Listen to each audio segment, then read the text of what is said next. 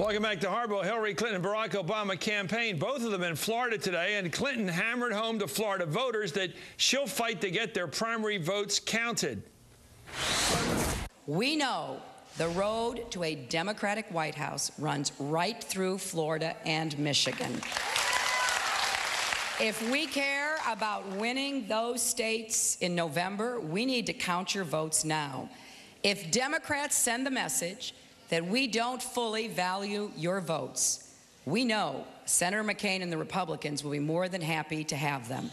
The Republicans will make a simple and compelling argument. Why should Florida and Michigan voters trust the Democratic Party to look out for you when they won't even listen to you? Well, joining me now, Florida U.S. Congresswoman and Clinton campaign national chair, Debbie Wasserman Schultz, and Pam Iorio. Is it Iorio? Iorio. Iorio is Obama supporter and, more importantly, mayor of Tampa, Florida. Mayor, I have to start with you. You're new on the block here. You know, it seems to me that Florida and Michigan broke the rules, and instead of paying for breaking the rules, that become a cause célèbre for Hillary Clinton, something to help her look better for having broken the rules. How's that square with reality? Well, I think that the mess over the delegates was poorly handled from the beginning.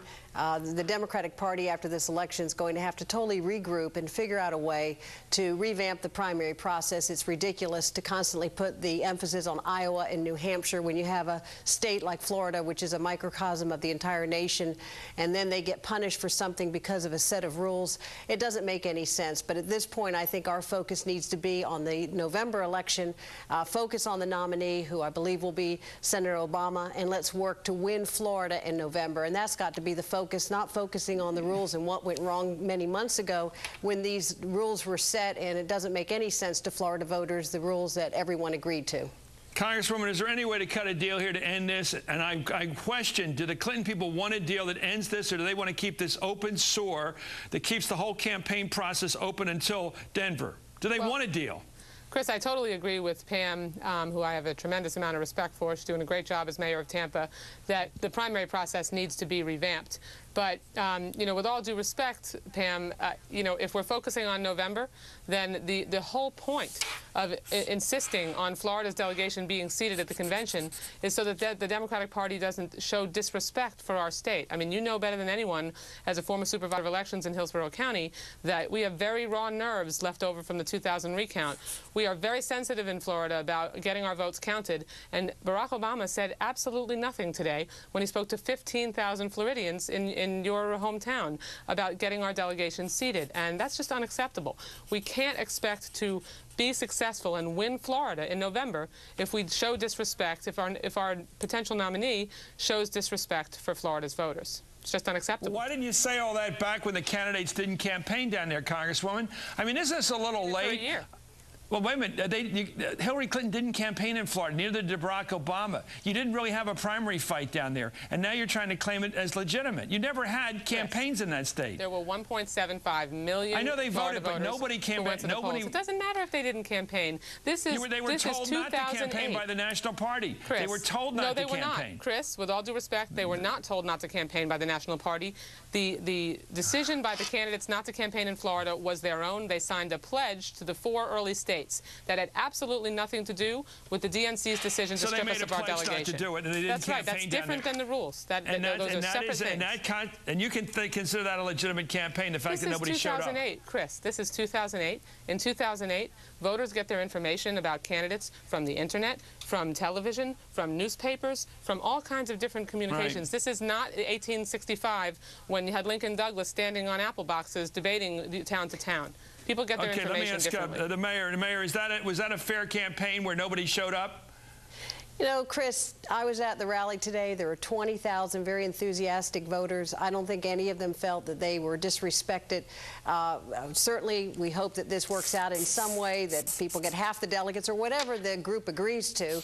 But that's not really the point going forward. Senator Obama gave a futuristic talk about where this country needs to go and how we all need to get together and solve the issues of our nation. And that was what his speech was about today. And I can tell you that people were were wildly enthusiastic, and the point now is for us to get behind a nominee, focus on November, and then after this election is over, the Democratic Party needs to blow up its current process and start over. And there is no way in the world that Florida should be treated the way it's been treated in this primary process. Pam, can I that ask you is a question? completely about as old-fashioned as, you know, $2 a gallon gasoline. We need to be, wherever we are in the process, our votes need to count, and we have to stop this kind of internal rule game that only a few people participate in and really isn't relevant to voters. I'm sorry, on May 31st, the party leaders are going to get together. Give me a solution, Congresswoman. Well, my preferred solution is that our entire delegation gets seated based on the votes that were cast on January 29th. We had a record turnout, and that's really the right thing to do. You know, there are varying degrees of the way you could seat us. Some people say you could seat half our delegation. Others say you could seat our delegation with half a vote each. But at the end of the day, the delegation needs to be seated based on the votes that were cast. The voters in Florida did not break the rules, Chris. They followed the rules. Our Florida law sets the primary on January 29th. Madam Mayor, what's your solution? Congresswoman's solution is act like it was totally legitimate, legitimize the vote, count it. What would you do? Well, on the Republican side, they said take half the delegates, and it didn't seem to be a brouhaha on the Republican side. Maybe what we do is we seat half the Florida delegates and focus again on the future and reforming the process, because the process totally went astray this time. I totally agree. We do need to reform the process. That's what we need to do. Okay, thank you very much, Congresswoman Debbie Wasserman Schultz and Mayor of Tampa, Pam Iorio.